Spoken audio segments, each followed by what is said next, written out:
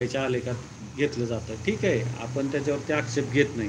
पण आज जी छळवणूक झालेली आहे, सेवा क्षेत्राने नाही केलेली, हे जे कोणी स्ट्रॅटेजी किंवा प्लॅनिंग मेकर आहेत, तर ह्यांच्याकडून हा सापत्न किंवा दुजाभाव किंवा काय म्हणू शकतो आपण त्याला, की सावत्र पण दाखवलं गेलेलं आहे. तर त्या पश्चातापातून जर त्यांना बाहेर यायचं आहे ना, तर जे कोणी ह्याच्यावरती टीका टिप्पणी करणारे आहेत, तर त्यांनी थोडं तारतम्य बाळगावं. तुम्ही म्हणताल की बाबा, हां, सुप्रीम कोर्टाचं एक म्हणणं मी मान्य करतो, की त्यांनी एक सांगितलेलं आहे की बाबा हे द्यायला तुमच्याकडे पैसे आहेत आणि त्यांचे जे काही जुने दिशानिर्देश आहेत किंवा आदेशच म्हणा, की त्याच्यामध्ये समजा सरकारने अजून तसं त्यांची जी काय आहे, काय म्हणतात त्याला,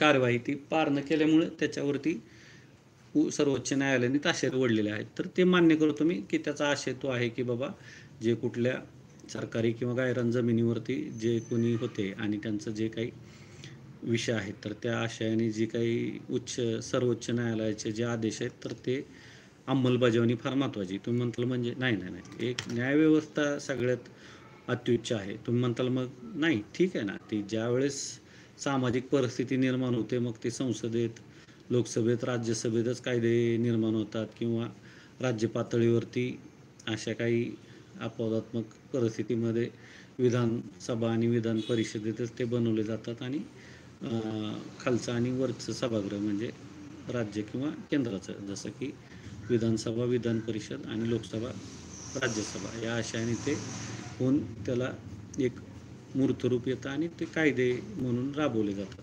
तर ज्यावेळेस त्याचा योजनेचा किंवा कायद्याच्या अंमलबजावणीचा विषय येतो, तर त्याच्यामध्ये योजनेचा तुम्ही फारच करू शकता, कारण तो तुमचा इकडं राज्य केंद्राच्या अखत्यारीत विषय असतो. पण ज्यावेळेस न्यायव्यवस्था असते, तर न्यायव्यवस्था म्हणजे ह्या सगळ्या ह्याला कंटाळून कोणीतरी धाव घेतलेली असते न्याय मिळवून घेण्यासाठी किंवा स्वतःला नाही का सुरक्षित करण्यासाठी. तर त्यावेळेस जे काही त्यांची दिशानिर्देश आहेत किंवा आदेश आहेत, तर ते मान्य करणं किंवा ते शीर्षावंद ठेवणं हे प्रत्येक लोकशाहीला अनुसरून जो देशाचा नागरिक आहे, एक कर्तव्यनिष्ठ आणि जबाबदार जो काही आपला मतदार आहे, तर त्याचं ते कर्तव्यच आहे आणि सगळ्याचंच आहे. म्हणजे चारही स्तंभातलं न्यायव्यवस्थेचा आदेश पाळणं हे इतर तीन स्तंभांचं म्हणजे कार्यच आहे आणि जनतेचं देखील.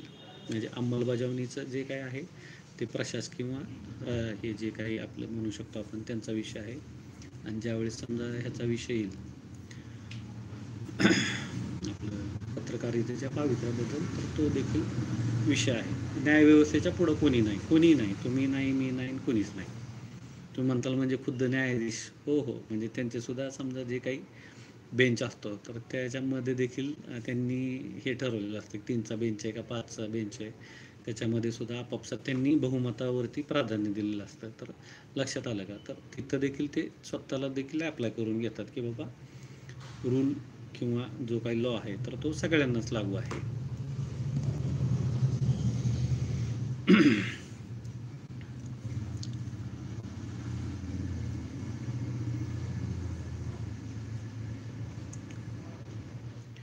हॅलो, कोण ऐकतंय?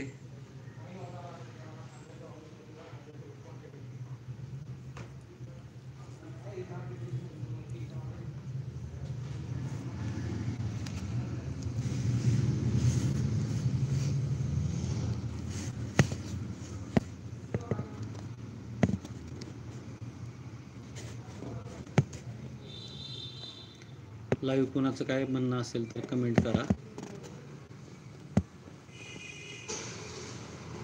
मी थोडंसं वेगवेगळ्या इफेक्टबद्दल अभ्यास करतोय.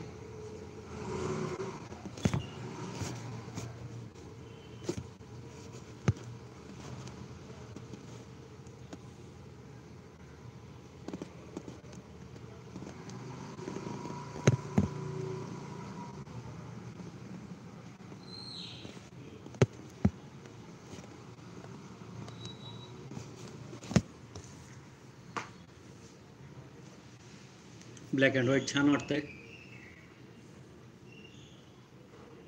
नमस्कार मित्रांनो, कुणाचं काय म्हणणं असेल तर